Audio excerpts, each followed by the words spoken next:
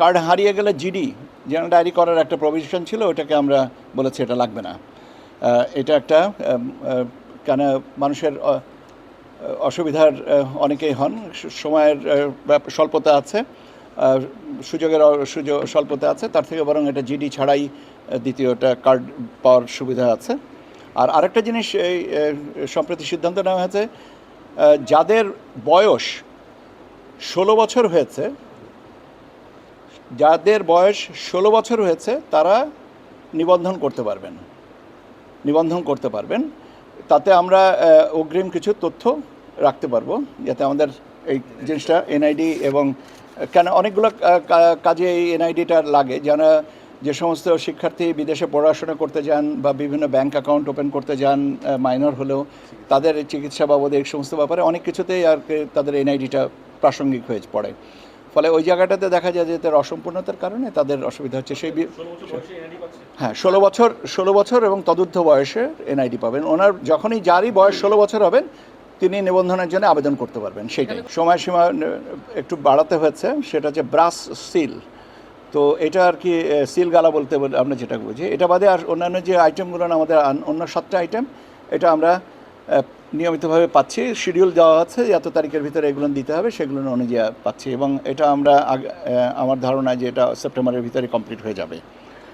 R OCB out of country ভোটিংয়ের ব্যাপারে আপনারা জানেন যে আমরা দুটো প্ল্যাটফর্ম করছি। একটা হচ্ছে যে প্রবাসে বাংলাদেশি যারা আছেন এনআইডিধারী তারা নিবন্ধন করবেন, আর একটা হচ্ছে দেশের অভ্যন্তরে যারা আছেন, যারা নির্বাচন কাজের সংশ্লিষ্টতার সাথে জড়িত বা আইনি হেফাজতে আছেন, এই ক্যাটাগরির জন্য ইন কান্ট্রি পোস্টাল ব্যালট সিস্টেমটা আমরা ইন্ট্রোডিউস করব।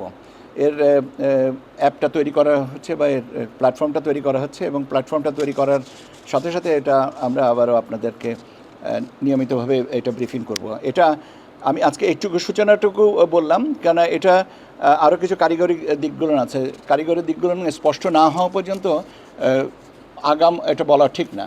যেটুকু আমরা নীতিগতভাবে যে সিদ্ধান্তগুলো যে দুটো হয়েছে সেটাও বলেছি আপনাকে, এবং এটার ব্যাপারে আমরা নিয়মিতভাবে আপনাদের মাধ্যমে সবাইকে জানাবো। তবে আমরা যেটা আমাদের যে চেষ্টা এবং ইনশাল্লাহ আমরা এটা পারবো, সেটা হচ্ছে যে প্রবাসীরা এবার বাংলাদেশে এই নির্বাচনে, আগামী নির্বাচনে ভোট দিবেন, এইটুকু আমরা বলতে পারি ইনশাল্লাহ। আমাদের সেই জন্য সর্বাত্মক প্রচেষ্টা আছে। এখন আপনি যদি বলেন যে কতদিন আগে তারা রেজিস্ট্রেশন করবেন, কতদিন পর্যন্ত তারা ভোটিংয়ের ব্যবস্থাটা করবেন, এটার যে টেকনিক্যালিটিস আছে ট্রায়াল অ্যান্ড এরারের মাধ্যমে এটা আমরা যথাসময়ে আপনাদেরকে আপডেট করে দেবো, যাতে আপনাদের মাধ্যমে প্রবাসীরাও জানতে পারেন এবং এই ধরনের যেন অন্যরকম কোনো কথাবার্তা বা আলোচনা না আসে। প্রতীক সংক্রান্ত একটা বিধিমালার সংশোধনের প্রস্তাব এখনও আইন মন্ত্রণালয়ের লেজিসলেটিভ উইংয়ে অপেক্ষমান আছে এবং আমরা আশা করছি যে এটা তাড়াতাড়ি আসবে, কারণ আমাদের নিবন্ধনের সাথে, রাজনৈতিক দলের নিবন্ধনের সাথে প্রতীকের একটা সম্পর্ক আছে। এটা তো আমি তাড়াতাড়ি, তো এখন ব্যাপার হচ্ছে যে আইন মন্ত্রণালয়ের লেজিসলেটিভ উইং তারা কখন দেবেন এটা তো ভাই আমার নিয়ন্ত্রণে না। আমি শুধুমাত্র আশা করতে পারি যে যত সম্ভব শীঘ্রই এটা সম্ভব তাড়াতাড়ি দিবেন। এটা এখন তাড়াতাড়ি সময় রেখাটা তো আমার মনে হয় যে এটা যদি আমি বলি 3 দিন, তাহলে এটা আমার অনধিকার চর্চা হবে এবং আমি এটা করতে চাই না। নিবন্ধন দিতে পারবো না তা না, নিবন্ধন দেওয়া যাবে, কিন্তু প্রতীকটা দিতে দেরি হবে, কিন্তু প্রতীকটা আমরা দিতে চাই একসাথেই।